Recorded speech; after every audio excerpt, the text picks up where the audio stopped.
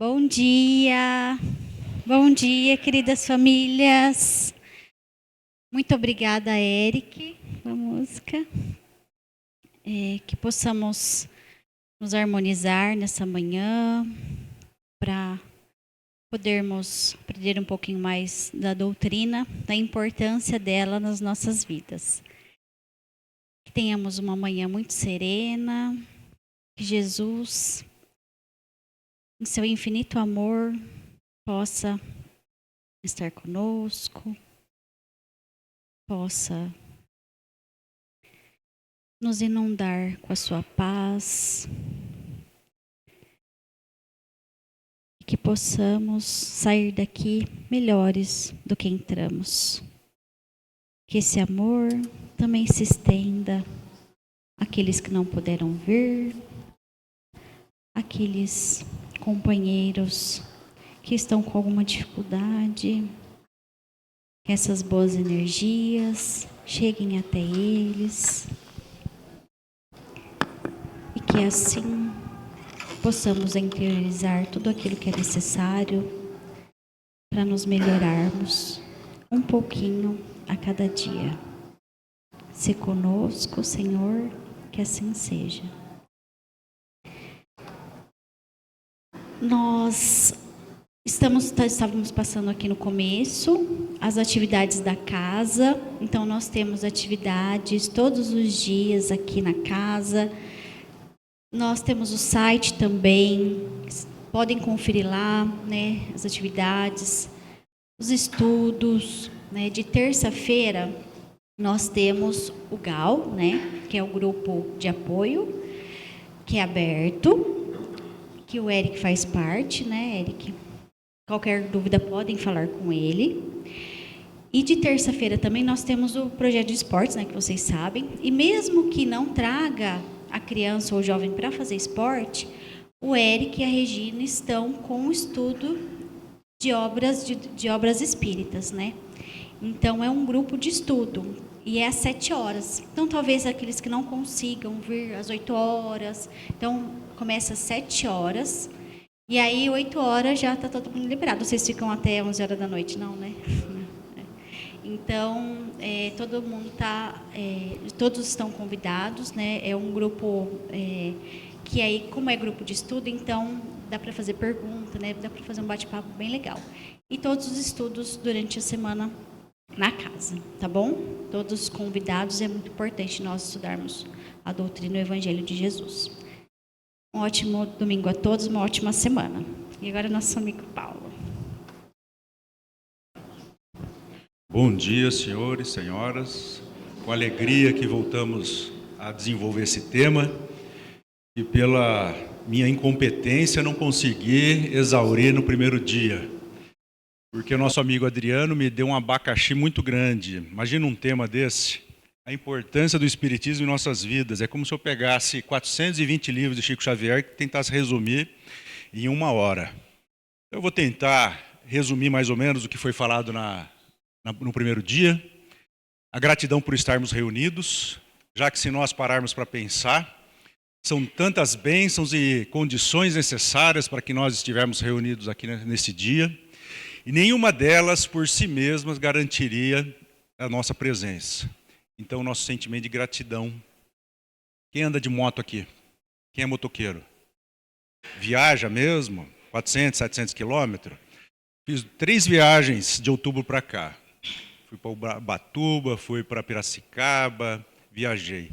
E quem é motoqueiro sabe os riscos, né? Mas a gratidão, então, é gigantesca. Título da palestra: a importância do Espiritismo em nossa vida.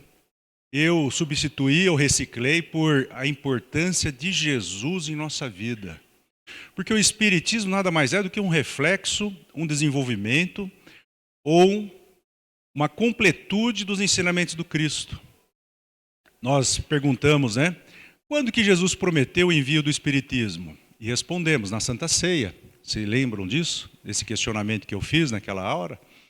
E Jesus na Santa Ceia diz: eu enviarei o Paracleto, o Consolador, o Espírito de verdade, que vos lembrará tudo que eu falei e ensinará muito mais.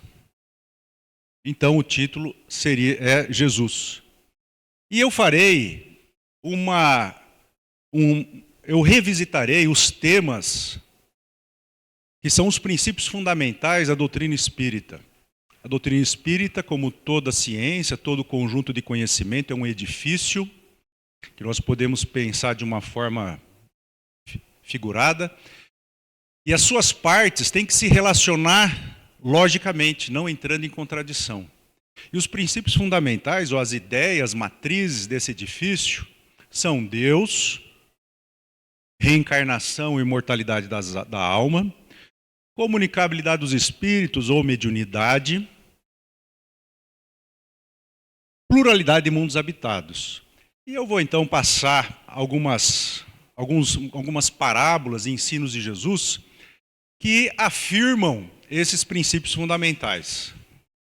Então, nós começamos a falar sobre isso.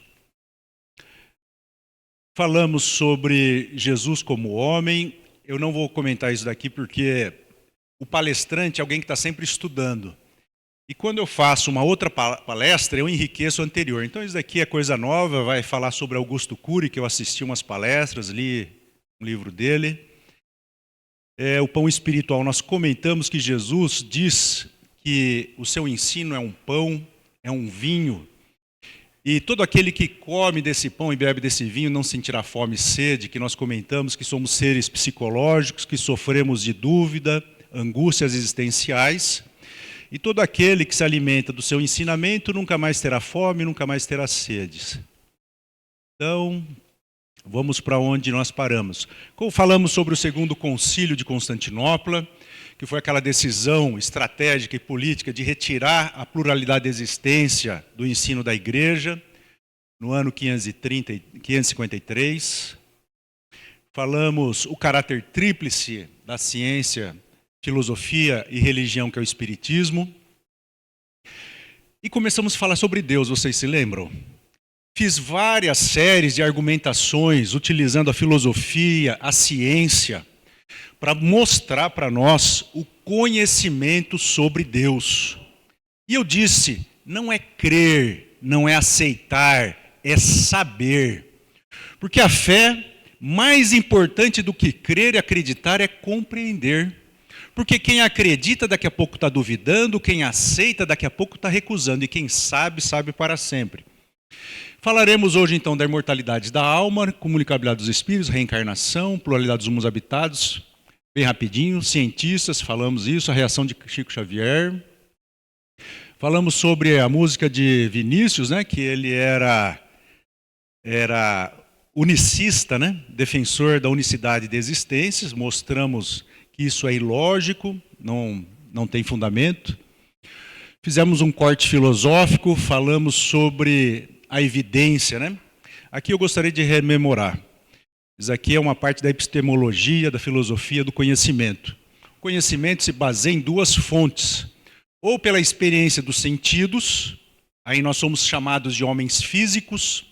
Precisamos ver, ouvir, sentir para construir o conhecimento. E ao homem racional, que desenvolve seu conhecimento através da razão, da lógica, do pensamento. E ele então desbrava coisas que os sentidos físicos não permitem ter acesso. Então falamos sobre o raciocínio lógico-dedutivo, falamos sobre a lei de causa e ação, todo efeito tem uma causa, o acaso não existe, falamos sobre o jogo de truco. Vocês estão lembrando mais ou menos? Conseguem se lembrar do que nós falamos daquela vez? Que não há coincidências. Quando uma coincidência começa a repetir demais, coisas improváveis se repetem inúmeras vezes, não há acaso, é preciso sempre uma inteligência por trás dos acontecimentos. Falamos sobre as 120 condições antrópicas para a vida humana, falamos sobre Guilherme Freire, livros no cromossomo, lembra esse raciocínio difícil, né? E alguns filósofos dizem que no nosso cromossomo, em um cromossomo tem 4.000 livros, portanto 184.000 livros ou informações, que são as combinações genéticas em cada célula somática. E aí, São Tomás de Aquino, eu li algo a respeito dele, vi uma palestra, que eu não vou reportar agora porque é coisa nova, vai ficar muito densa a palestra de hoje. Aí lá, o cálculo que nós fizemos sobre as informações dentro de uma célula.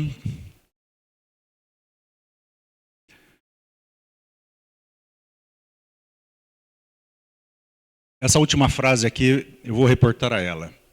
Então, nós sabemos agora sobre Deus, através de uma construção racional e lógica, nos utilizando da filosofia, da ciência, de tal maneira que o Espiritismo fez algo revolucionário.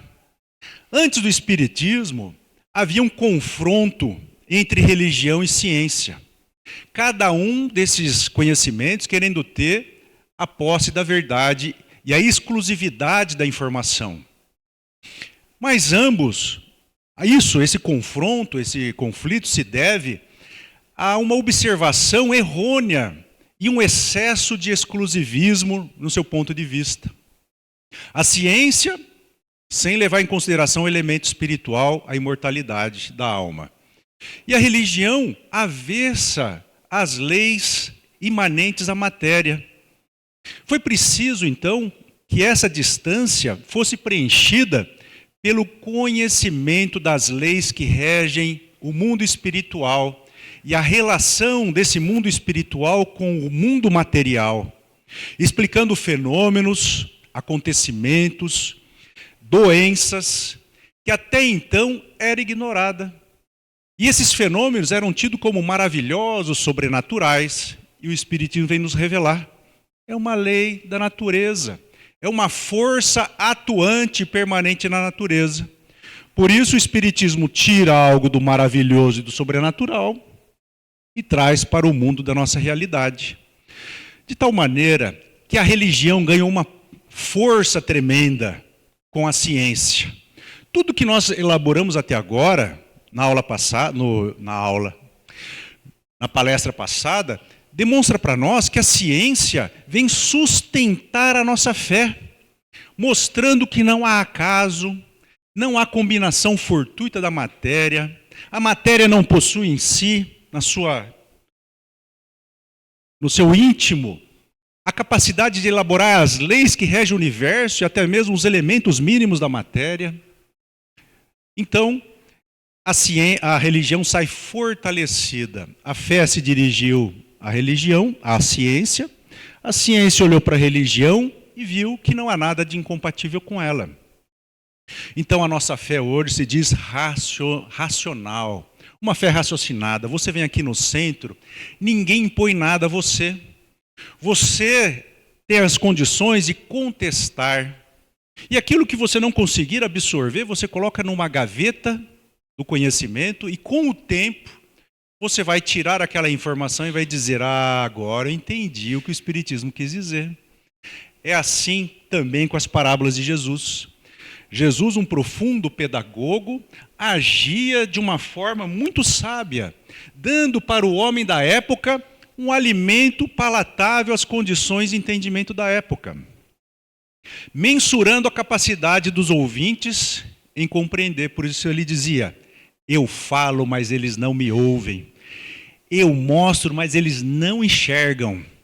Querendo dizer que não basta ver para crer, é preciso compreender, porque há aqueles que dizem: mesmo que eu visse, não acreditaria, porque sei que é impossível.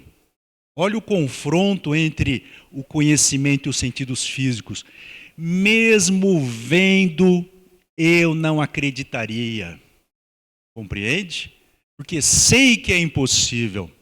Então, comentamos aqui que toda ideia que entre em confronto com os atributos infinitos de Deus não se sustenta na lógica, não se sustenta de uma forma razoável.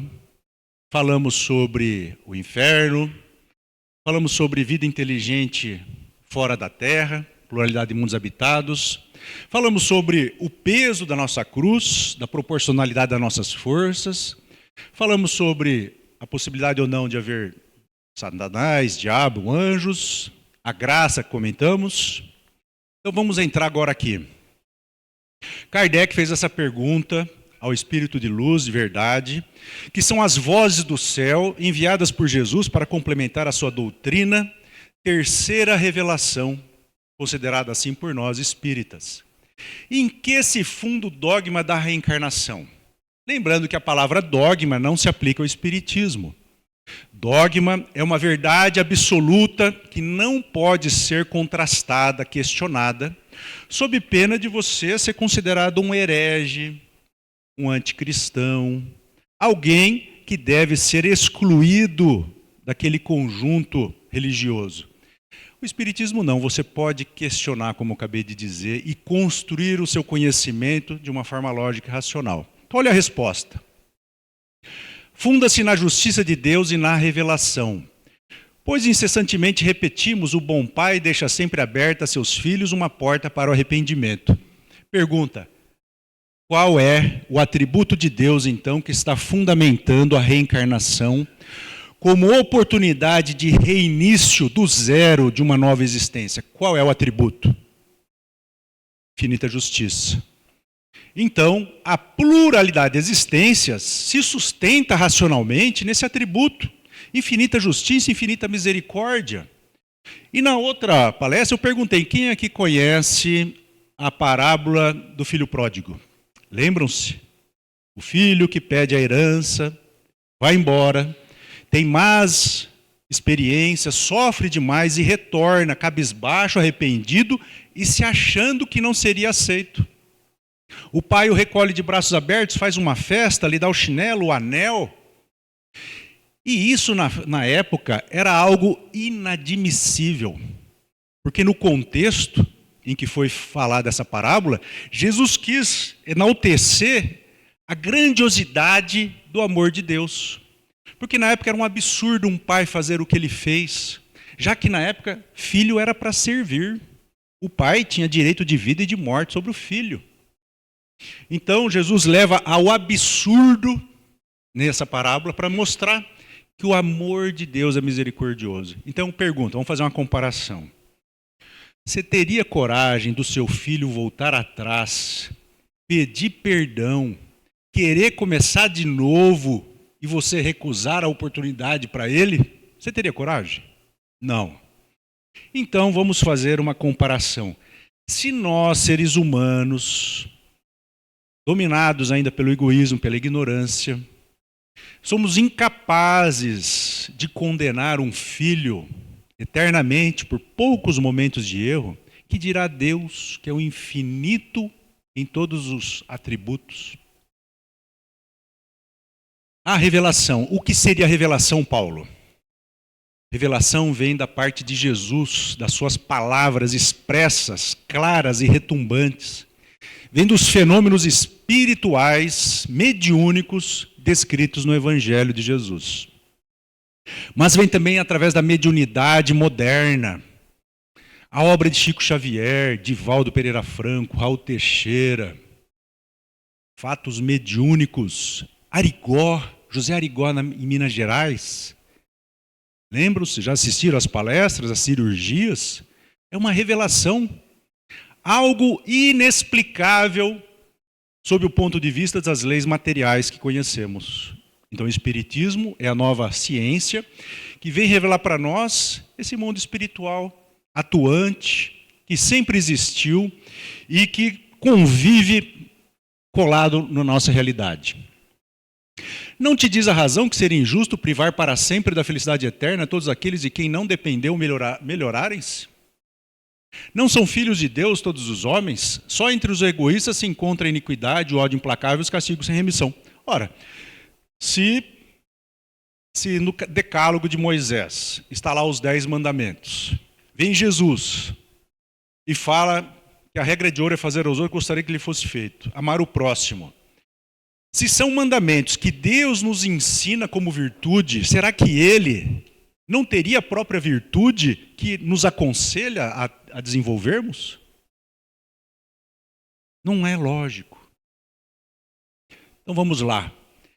Deus, então, no infinito dos seus atributos, tem a justiça e a misericórdia. E a justiça, a misericórdia infinita, gera para nós a reencarnação, palingenia, pluralidade de existência, que são sinônimos. E esses, por sua vez, têm como pressuposto. Qual que é o pressuposto da pluralidade de existência? Qual? Qual? A imortalidade da alma, a pré-existência e a sobrevivência. Então eu preciso ver espírito para concluir que existe espírito? Eu preciso ver para crer? E nós vamos falar daqui a pouco sobre isso.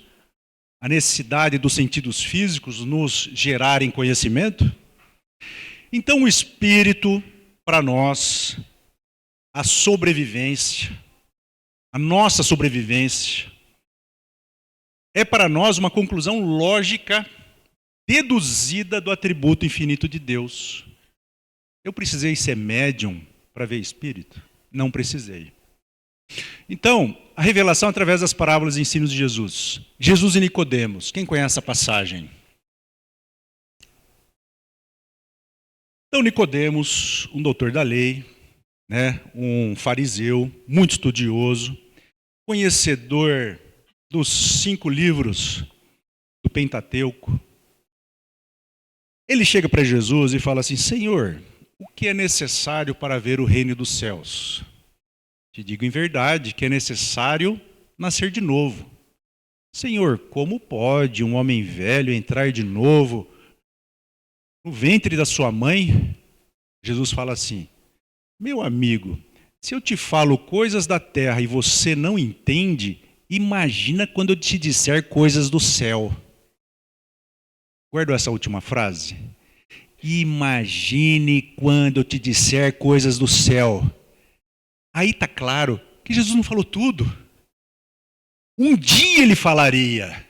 Isso vem ao encontro, o reforço da promessa da Santa Ceia, que vos ensinará muito mais do que eu tenho ensinado, porque agora vocês não têm condições.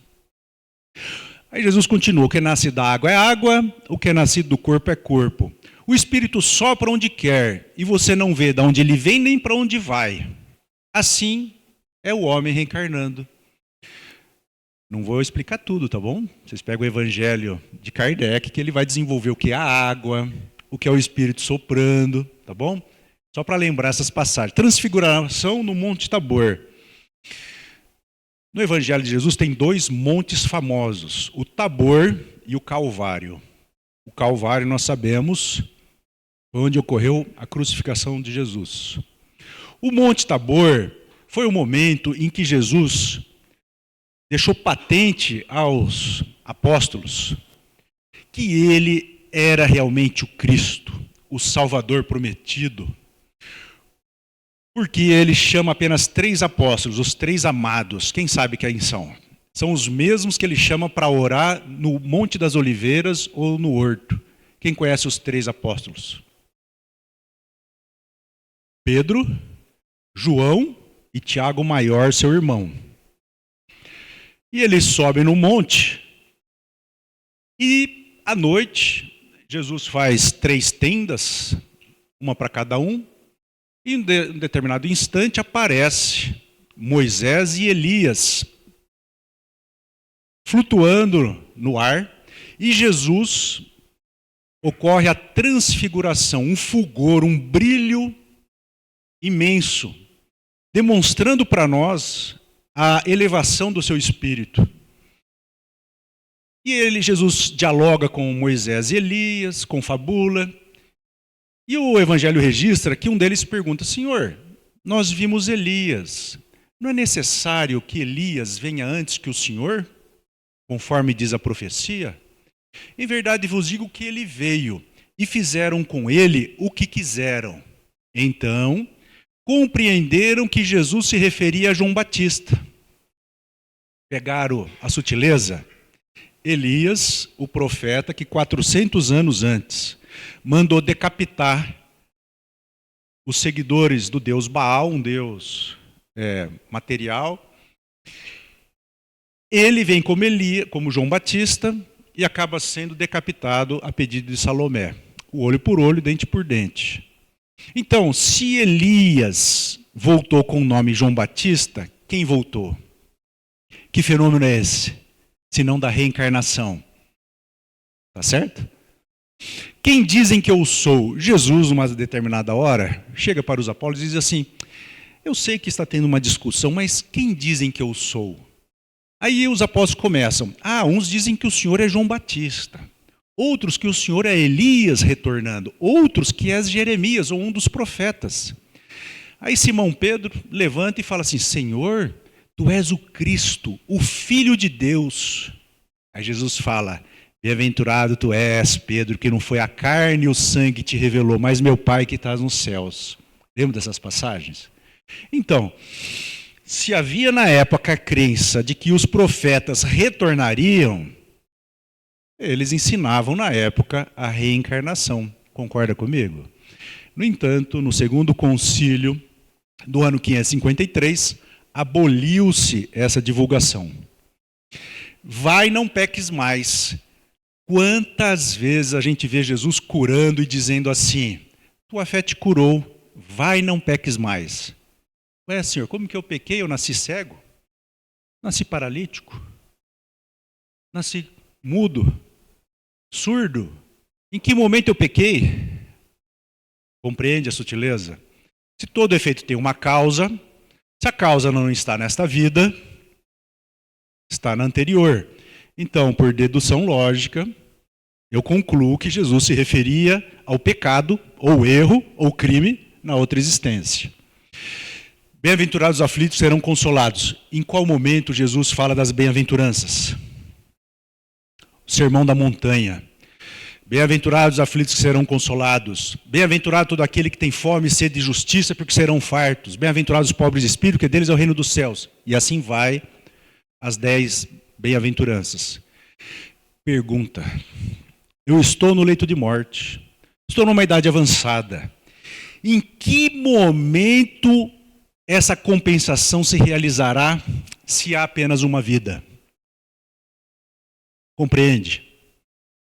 Jesus não se reportava à vida presente. Eu vou vir para cá porque eu tenho dó de quem fica com os pescoços virados. Eu também fico, quando eu sento aqui na frente, eu sofro. Então não é por exibicionismo, não é com dó dos... Então, se Jesus disse, vai, não peques mais, não, bem-aventurados os aflitos. Então, se eu estou num limiar da minha existência, em que momento eu receberia a compensação? Se não na pressuposição de uma vida após a morte. Jesus, em várias oportunidades, ele se refere de forma implícita à vida futura. É o eixo da sua doutrina. Inúmeras vezes ele falava e se reportava ao mundo espiritual e à vida após a morte. Mas quem lê e acha que ele fala da vida presente, acha uma linguagem hermética, fechada, sem sentido, pueril, dando causa à dúvida, à incerteza, ao ceticismo. Então, o Espiritismo é a chave para decodificar os ensinos de Jesus, querendo dizer, olha, a compensação é vida futura, meu amigo. E dependerá essa compensação da forma como você encarar a vida presente. É o modo do caminhar. E não onde eu vou chegar, mas o modo que eu estou caminhando. Vamos lá. Jesus e Abraão. Abraão é o pai dos judeus, veio da Babilônia, caminhando 3.000 quilômetros. 2.000 anos antes de Jesus, nessa passagem de João, Jesus fala assim: desde Abraão eu sou. O que ele quer dizer com isso? Desde Abraão eu sou. Ele está dizendo para nós que ele não é um ser do presente. Ele é imortal, ele é espírito. E aí aquela fala que eu escrevi em verde no começo, dizendo assim, Jesus como homem. Jesus não é o Deus encarnado na terra como outras religiões creem. Ele é um espírito que chegou no auge, no topo da evolução, da perfeição relativa, que ainda não é absoluta, porque há a passagem em que Jesus fala, eu presto contas. Você imagina alguém acima de Jesus? Pois há, meu amigo. Jesus é o governador do orbe terrestre. E acima dele, há quem ele se reporte.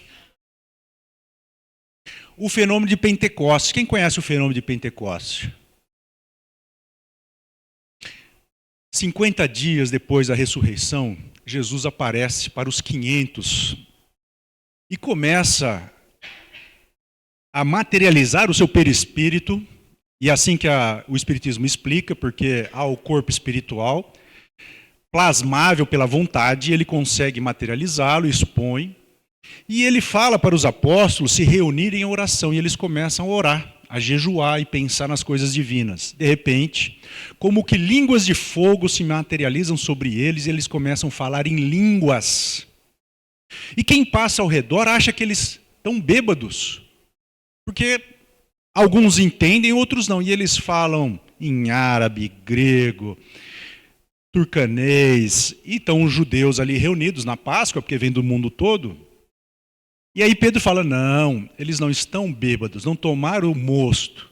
É o Espírito Santo que desceu sobre eles. E o Espiritismo, meu amigo, tem um capítulo no Livro dos Médiuns que vai falar sobre a xenoglossia, que é a fala em outras línguas, que isso não é raro. Pergunta, qual foi o espírito mais iluminado que Chico Xavier viu na sua vida? Alguém sabe? Qual é a pessoa que Jesus falou? Nunca vi uma fé tão grande como esta. Quem acertar ganha uma caixa de bombom. Hã? Eu sei. Então fala. Não? Foi um centurião romano, meu amigo. Você imagina um soldado treinado para a morte, para a defesa, ser considerado o homem de maior fé no Evangelho de Jesus? Foi o espírito mais luminoso que apareceu para Chico. E Chico conta essa história dizendo que ele recebeu ordem.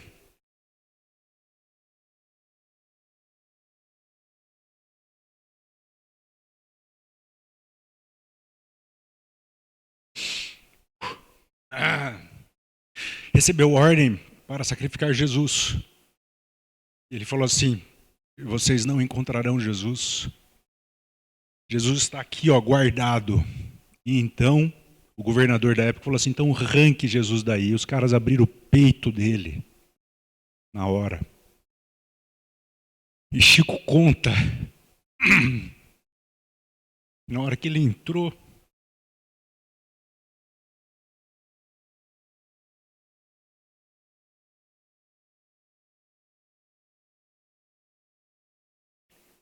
perdoe, eu sou meio bunda mole.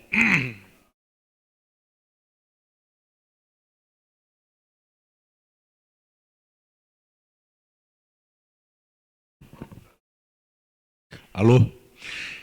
E na hora que o soldado entra, sai uma luz muito intensa do seu peito que ofusca a todos que estavam na reunião mediúnica. E vou contar para vocês a parábola, a passagem do centurião, que foi de verdade. Jesus chegou na cidade de Cafarnaum, que era um centro comercial muito importante, que ligava a cidade de Damasco ao porto do Mediterrâneo.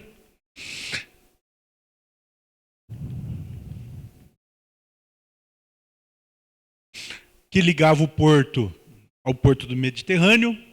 Por isso havia 100 soldados sob a ordem desse comandante. E ele fica sabendo de Jesus e corre lá e fala, Senhor, o meu servo está paralítico e sofre demais. Mas eu não sou digno que o Senhor vá até lá curá-lo. Basta que o Senhor dê uma ordem, porque eu também sou homem sob autoridade. E eu também tenho comandados. Eu digo para o meu soldado, vire à direita, ele vira. Vira à esquerda, ele vira.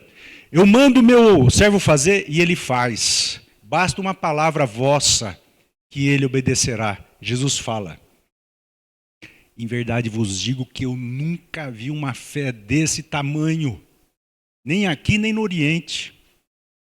Então, o centurião romano, agora versus Tomé. Vamos falar de Tomé. Quem conhece aquela expressão, Ah, eu sou que nem São Tomé, só acredito vendo. Mas Tomé não viu? Tomé não presenciou?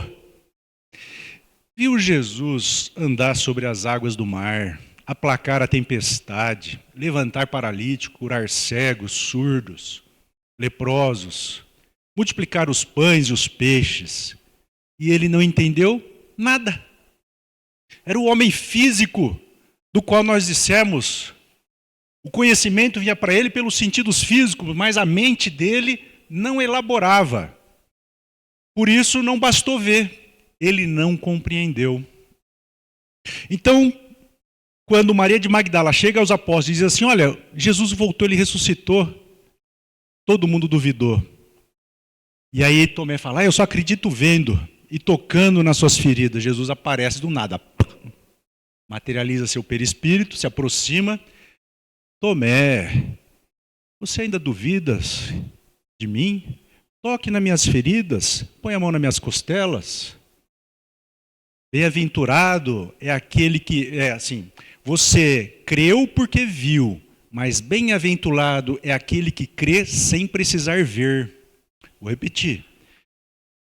Você creu porque você viu, tocou, mas bem-aventurado é aquele que crê sem precisar ver. Você acredita que Jesus falou isso?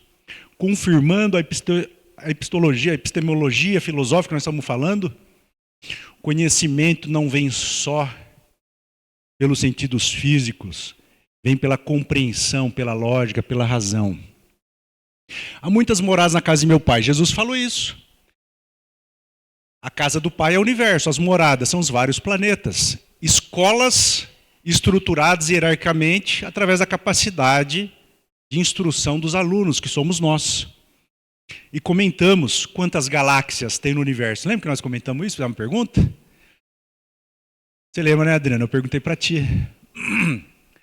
E a IA disse de 20 a 30 trilhões, 300 trilhões de galáxias. E cada uma com 100 a 300 trilhões de planetas e estrelas. E a IA falou assim, está certo dizer que há mais planetas e estrelas no universo do que areias, todos os grãos de areia nas praias da Terra. Então, a revelação através da mediunidade de Chico Xavier. Chico Xavier, meu amigo, atendia 200, 300 pessoas numa madrugada. E cada uma era uma particularidade, uma privacidade, um detalhe da vida familiar que só os membros da família conheciam. Como, meu amigo, o conhecimento chegou até eles, senão pelas vozes dos imortais que chegavam e lhe contavam esses detalhes. Testemunhas oculares das ocorrências falavam para ele. Ora, essa mediunidade não é fonte de convicção? Não é fonte de confiança? Revelação pela EQM. O que é EQM? Experiência de quase morte. Quem já ouviu falar?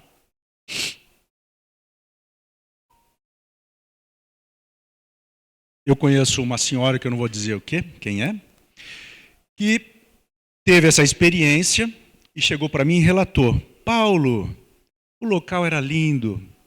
Eu fiquei sentada num jardim cheio de rosas. Veio um senhor de branco conversar comigo, dizendo que aquilo era passageiro, não era nada grave.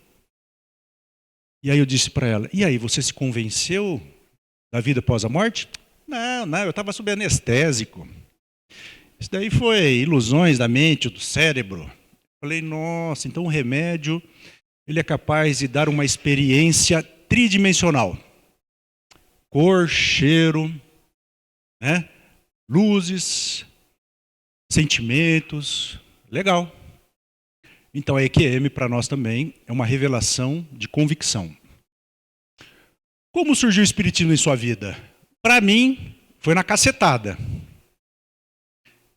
Desde pequeno, nascido em lar espírita, graças a Deus, meu pai e minha mãe pegaram no meu pé. Um dia, meu pai chegou para mim, eu tinha 12 anos, falou assim, ou você vai na campanha Alta de Souza, ou eu tiro você da natação. Pô, pai, que sacanagem, pô, ameaçar aquilo que eu mais gosto. Estou resolvido, ou você vai de sábado, todo sábado, ajudar a campanha a arrecadar mantimento, você está excluído do IARA. Falei, puta merda, vou ter que ir. No começo, meu amigo, toda virtude é difícil de ser desenvolvida, porque importa na incorporação de um hábito, de um comportamento que você não está acostumado. Eu fui na marra, xingava, nervoso. E aí, cara, com 26 anos, eu já dirigia a piruinha e buscava a rapaziada para fazer a arrecadação. Outro fenômeno que aconteceu comigo, eu nunca quis falar em público. Eu cagava. Eu sentia um prazer pegar a Rita, namorar no sábado, sentar lá, ouvir a palestra e ir embora passear, tomar um sorvetinho, ver filme, tal. Um dia um senhor foi fazer a palestra e não falou nada de espiritismo. Não tocou em Jesus e Kardec. E eu, como sou linguarudo, cheguei para a responsável do centro e falei assim, fulana, não entendi. Não tinha outro palestrante melhor? Ela falou assim, o que vocês acham que ela falou para mim? Você faz melhor? Aqui no centro é assim, viu? Cuidado que você dá sugestão, que volta para você. Você faz melhor? Eu falei assim, eu faço, bota eu aí. Tá bom, sábado que vem você. Isso já faz 27 anos. Então é para mim o que instigar. Fui convidado. E aquela frase, vocês conhecem aquela frase? Deus não escolhe os preparados, mas prepara os escolhidos. Não é verdade? Quem já leu a história dos apóstolos? É de arrepiar. Parecem crianças, egoístas, invejosos, ambiciosos. Pega o livro Boa Nova. Vocês vão ficar estarrecidos. Vai falar, não acredito que esses caras sustentaram o cristianismo nas costas. Sabe por quê? É que até a ressurreição de Jesus, até o fenômeno do Pentecostes, eles eram como nós. Olhos voltados no presente. Mundo só físico e material. Na hora que eles tiveram a mediunidade, em que eles desbravaram o mundo espiritual, meu amigo, ganharam uma coragem, que enfrentaram os leões. Você para pensar a coragem de uma mulher, Joana de Cusa, ser colocada na fogueira, o filho implorando para ela, mãe, abdica de Cristo, nós vamos morrer. Cala sua boca. Jesus não tinha motivo para sofrer e sofreu. O soldado taca fogo e começa a rir na cara dela. E ela começa a orar por ele. Ele fala assim, o seu Cristo não te ensinou nada além apenas de saber morrer? Me ensinou a te amar. Então veja, como é que pode na época esses espíritos darem uma revolução copérnica, virar totalmente o ponto de vista, senão olhando as coisas do ponto de vista da vida futura. Isso daqui é transitório, passageiro, é um teste. Quais respostas você encontrou na doutrina? Quais respostas? O que você procurou? Jesus fala, quem procura acha, quem pede recebe, não é? Quem bate, abrir-se-lhe a porta. Os referenciais, o ponto de vista. Então, imagine que você está no pé de uma montanha e olha a montanha lá para cima, você fala, nossa, eu queria tanto subir lá em cima e ver como é que é aqui embaixo. Será que é diferente? Qual será a aparência dessa paisagem, as cores, a distância, o caminho? Aí alguém que está lá em cima desce e você encontra e fala, meu, você foi lá? Foi. E é legal? Pô, o caminho é difícil? É difícil, mas vale a pena? Vale. Pois é, os espíritos, Jesus, vêm até nós dizer, olha, isso daqui é apenas uma caminhada longa, estreita, apertada, em que o fardo é pesado. Mas aprendei comigo que sou simples e humilde de coração. Eu venci o mundo. E então, nós mudamos o ponto de vista. É o Matrix. Quem conhece o filme Matrix? Em que toma a pílula vermelha e começa a ver as coisas de outra forma. Esse é o espiritismo, meu amigo. Na hora que você entra no espiritismo, você fica chato.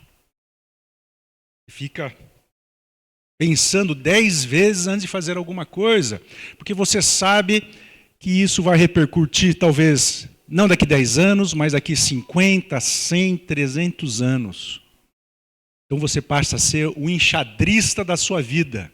Quem gosta de jogar xadrez? Uma peça mal jogada, você perde a partida. Na vida é assim. Um ato mal feito prejudica filho, esposa, parente e a si mesmo, a sua saúde. Corpo e vida.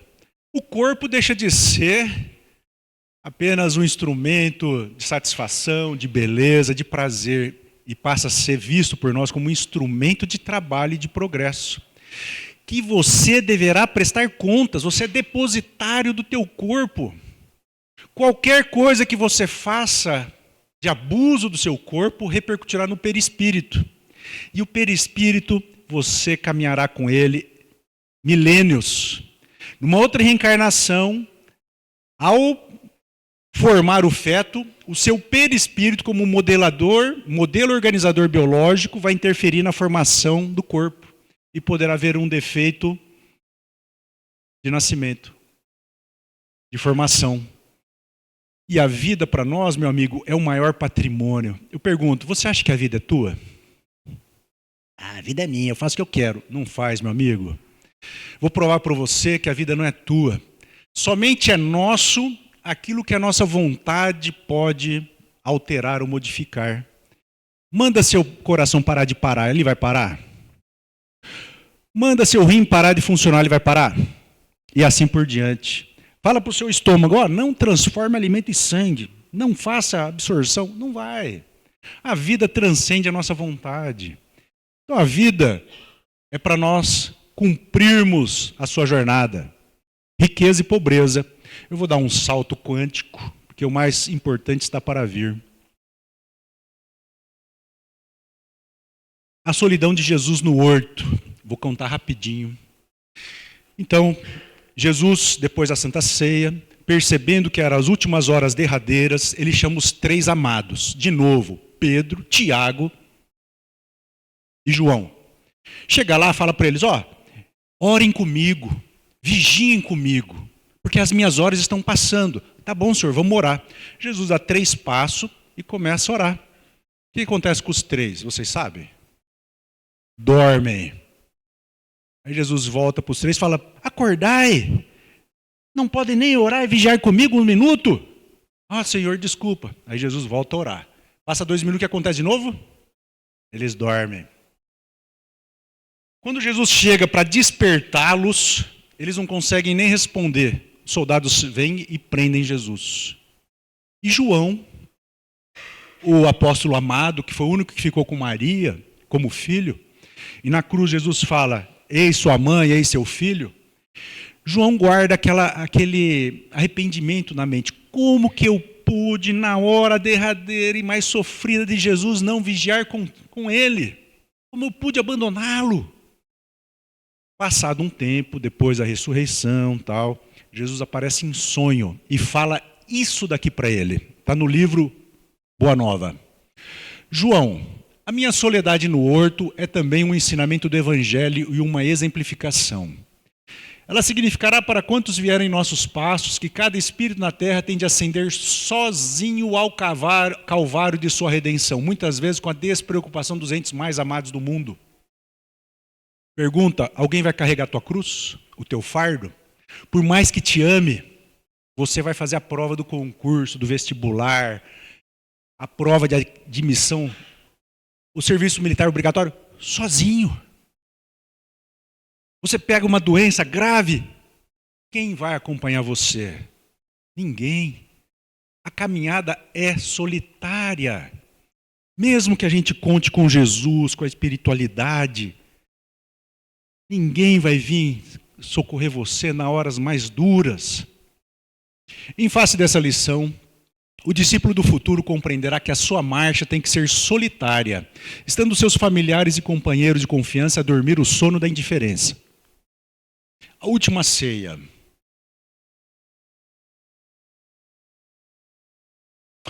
Lembrei. Depois que Jesus fala que será crucificado, torturado, vilipendiado, maltratado, Tiago fala assim: não, Senhor, cadê Deus para impedir isso? Jesus fala: cala-te, não duvide da vontade de Deus. E aí, logo depois, João chega e fala assim: Senhor, isso não é ingratidão? O Senhor ensinou tanto amor, tanta coisa boa, e vai passar por isso? Olha o que ele fala. Os desígnios de Deus, se são insondáveis, são invariavelmente justos e sábios. Eles compreenderão que para atingir a porta estreita da renúncia redentora, hão de encontrar muitas vezes o abandono, a ingratidão e o desentendimento dos seres mais queridos. Isso revelará a necessidade de cada qual firmar-se no seu caminho para Deus, por mais espinhoso e sombrio que ele seja. Aí eu pergunto, quando Jesus fala, eu venci o mundo, que vitória é essa?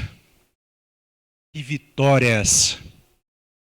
No livro Na Escola do Mestre, de Vinícius Pedro Camargo, ele vai dizer assim: nós temos a vitória do mundo material, que é passageira, temporária, precoce, dependendo das circunstâncias do contexto, e não é duradoura e permanente. Mas a vitória do Espírito, essa ninguém tira. São valores eternos que permanecem como aquisição. E qual é a vitória do Espírito, senão a vitória das virtudes sobre as nossas paixões? Então Jesus vem dizer para nós, eu venci o mundo, do ponto de vista espiritual. E ele poderia ter se insurgido da prisão? Poderia, vocês sabiam? Conhece essa passagem?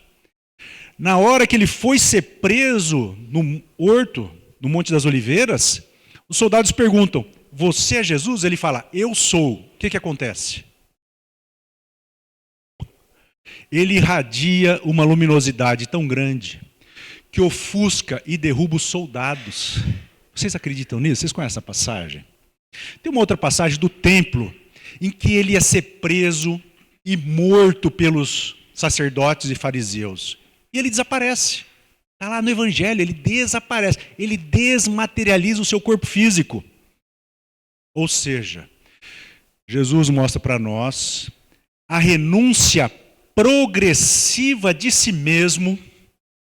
Ele começa a abrir mão dos seus poderes, das suas capacidades de dominar a matéria, para dar a lição do sacrifício, no cumprimento do sagrado dever da sua missão.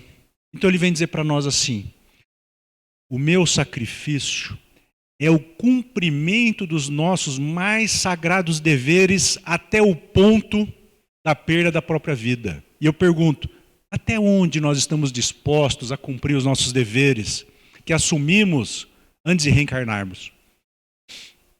No mundo tereis aflições, mas tem de bom ânimo, eu venci o mundo. Cada criatura tem seu instante de testemunho no caminho de redenção da existência. Jesus é o exemplo do cumprimento do dever até o sacrifício da própria vida. Humilhado e ferido, terei de ensinar em Jerusalém a necessidade do sacrifício próprio, para que não triunfe apenas uma espécie de vitória tão passageira quanto as edificações do egoísmo ou do orgulho humanos. Minha vitória é a dos que sabem ser derrotados entre os homens, para triunfarem com Deus, na divina construção de suas obras, imolando-se com alegria para a glória de uma vida maior. Desculpa a pressa. Umbral. Quem tem medo do umbral aqui? É uma perguntinha danada para os espíritas, né? Eu vou fazer a caridade porque eu tenho medo de ficar no umbral. Eu vou fazer o bem porque eu tenho medo de ficar no umbral.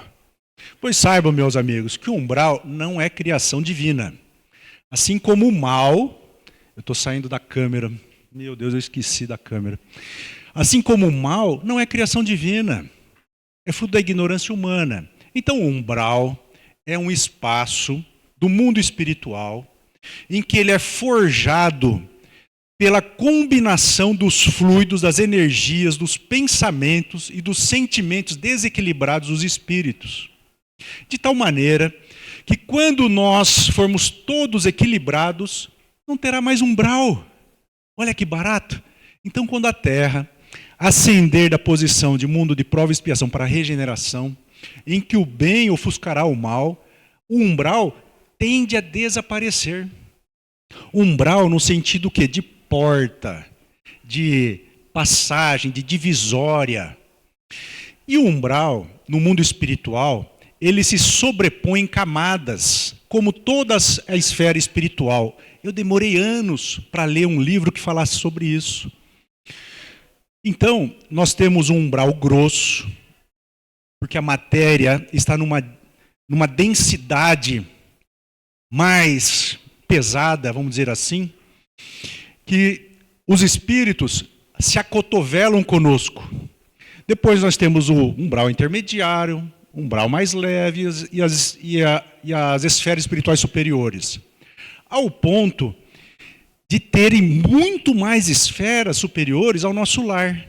Quem se lembra quando André Luiz, no nosso lar, dorme, deixa o perispírito na cama, entra num barquinho, esse barquinho leva ele a uma esfera espiritual superior e encontra a mãe dele.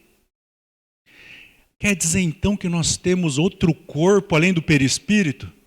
Corpo mental. O corpo mental abandonou o perispírito e seguiu em frente. Então o umbral, meu amigo, não é para temer.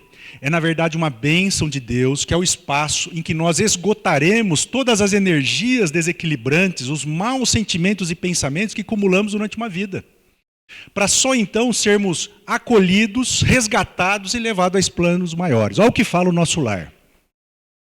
O umbral começa na crosta terrestre, é a zona obscura de quantos no mundo não se resolveram atravessar as portas dos deveres sagrados. Olha o dever sagrado ali, ó, a fim de cumpri-los, demorando-se no vale da indecisão no planeta. Então, se você cumpre seus deveres, meu amigo, retamente, de consciência tranquila, você vai parar no umbral? Não vai. Não vai. Quando o espírito reencarna, promete cumprir o programa de serviço do Pai. Entretanto, ao recapitular experiências no planeta, é muito difícil fazê-lo, para só procurar o que lhe satisfaça o egoísmo. Daí porque Jesus e o Espiritismo nos diz o maior obstáculo à nossa evolução moral e espiritual são orgulho e egoísmo. Porque está centrado em si mesmo, na valorização de tudo que diz respeito à nossa pessoa. E sem condições de se sacrificar em favor do próximo. O dever cumprido é uma porta que atravessamos no infinito, rumo ao continente sagrado da união com o Senhor. Tinha mais para falar, são 11 horas. Tá bom, né, Márcio? Tá bom, né? Senão a Suzana não me chama mais. Eu vou agradecer a paciência de me ouvir, a oportunidade de ser útil ao trabalho da casa. Vai falar. Tem 2 minutos? Espera lá. Dá para fazer um bolo. Ó, última pergunta, eu prometo.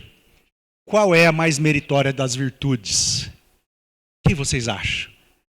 Ah, eu acho que falar a verdade, tudo que está no coração é uma virtude. Será que tudo que vem na cabeça a gente tem que falar? Não tem que ter um filtro? Ah, eu acho que ser sincero, ser humilde. Aristóteles nos diz que a virtude é o equilíbrio no meio entre 2 vícios. Então nós pegamos a avareza e a prodigalidade. No meio nós encontramos a caridade.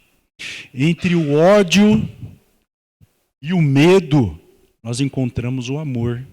E assim a virtude é a busca do equilíbrio entre 2 extremos. E a virtude não vem de presente, vem pelo exercício constante para substituir um mau hábito incorporado por um novo hábito. Então precisa o quê? Persistência, perseverança. Olha o que os Espíritos falam. Todas as virtudes têm seu mérito, porque todas indicam progresso na senda do bem. A virtude sempre que a resistência voluntária ao arrastamento dos maus pendores.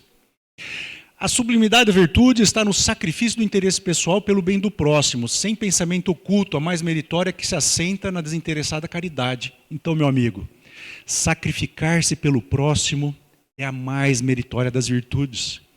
Nós, pais, somos convidados pela natureza, pela vida, a nos sacrificarmos todos os dias. Quem nunca deixou de fazer algo em favor da família? E se nós não fazemos isso, a lei vem se impor à nossa vontade. Para pensar. Precisava, no ônibus, ter uma lei dizendo assim: ter lugar para pessoas necessitadas, gestantes, idosos. Dê o seu lugar na fila do banco, precisava ter lei. Pague a pensão alimentícia, socorro o idoso que está... Não precisava. Aí vem a lei. Quanto mais disposto a se sacrificar, mais próximo de Jesus. Então, quanto mais você estiver disposto a se sacrificar, mais próximo você está de Jesus. E Pilatos? Pilatos quis se sacrificar por Jesus? Ou ele lavou as mãos? O homem que tinha poderes de falar, prenda esses vagabundos aí que estão correndo atrás de Jesus, ele é um homem honesto. Não, vai ter guerra, quero saber. Esse homem é um justo. Sacrifício, liberdade. O que é liberdade? Fazer tudo o que eu quero. Não, meu amigo. Só faz o que quer aquele que está submetido ao instinto. Vou te dar uma definição filosófica. Liberdade é fazer aquilo que eu não tenho vontade. Como é que é? Na definição filosófica de Aristóteles, só faz o que quer quem é escravo dos seus impulsos. Quando você se dominar ao ponto de dizer assim, eu não quero, mas vou, porque eu sei que é dever meu, você está subjugando o seu lado instintivo em prol do seu lado espiritual. Para acabar, todas as vezes em que sacrificamos o interesse alheio, estamos falhando, estamos agindo em desacordo com a regra de ouro, faça aos outros que gostaria que lhe fizessem. Obrigado pela paciência, por tornar de ser útil ao trabalho da casa. Ao ter passe, os passistas se dirijam à sala. Muito obrigado.